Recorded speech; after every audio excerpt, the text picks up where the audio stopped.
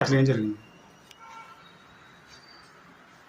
మొన్న ఏదో బ్యానర్ గురించి చిన్న ఇష్యూ వచ్చి మా జనసేన నాయకులే మల్లిగారు వాళ్ళ ఇప్పుడు లేదు నేను అడిగిన తర్వాత అక్కడున్న లోపల వాళ్ళే దాన్ని చింపేసి నేను అడిగానని చెప్పి అక్కడున్న లోపల దాన్ని చింపేసి ఫలానా నాని చెమ్మని చెప్పాడని నా మీద అపండాలు వేసేవాళ్ళు వెళ్ళిపోయారు. నేను దాన్ని సరి చేసుకుని అంతా అయిపోయింది. నేను వాల్సిట్టి మళ్ళీ నేను అక్కడికి వెళ్ళిన తర్వాత శంకుసీన్ అన్న అతను మా మీద దౌర్జన్యం చేస్తే మళ్ళీ గారు మాట్లాడి నేను మాట్లాడాను. అయిపోయింది. తర్వాత నాకు కర్రీ మహేష్ అన్నోడు ఫోన్ చేసి రా ఏదో బ్యానర్ చింపేస్తాను అంటే నీ ఊరే ఊరుగా ఈ ఊరిగా అయింది నా కొడుకు బంధంలో పోతావు నువ్వు అని చెప్పి నన్ను బెదిరించాడు.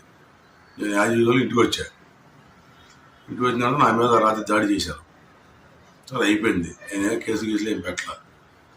మళ్ళీ నేను ఎక్కడైనా కనుక్కుని మా బావగారి ఇంట్లో నేను ఉంటే ఇక్కడ వచ్చి నువ్వు నా కాలు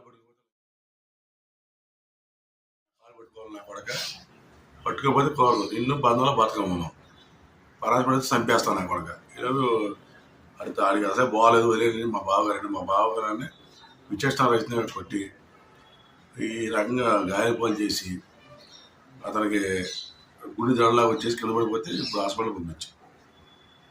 ఆయన పేరేంటి? సాయన శ్రీనివాసరావు గారు అంటే. సాయన శ్రీనివాసరావు ఏం చేస్తారు ఆయన? ఆయన ప్రైవేట్ కంపెనీలు చేస్తాడు, ఆక్వా కంపెనీలు చేస్తాడు.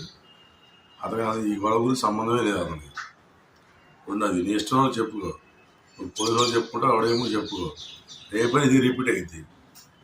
నువ్వు కలపడినప్పుడు పెలపడమనేది కొడతా లేదు. ఇక్కడ బతకాలని నా కాలు కింద నువ్వు బతకాలని నాతో కాలు పడించుకున్నాడు. ఆయనతో కూడా ఇక్కడున్న 10 మందితో కూడా కాలు పడుచుకున్నాడు. అడ్డం వచ్చిన అందరితో కూడా కాలు పడుచుకున్నాడు. శంకు శ్రీనివాసు. ఇంకెవరెవరు ఉన్నారు? శంకు శ్రీనివాసు వాళ్ళ మేనల్లు వాళ్ళ పెళ్ళేదో మనకు తెలియదు. నేను కోడలు కాదు, లోకల్ కాదు, నాన్న లోకలే. ఏదో పిల్లల చదువు గురించి పనులు వచ్చాను నేను. అది జరిగింది. ఏం పాల్గొంటారు ఇక్కడ?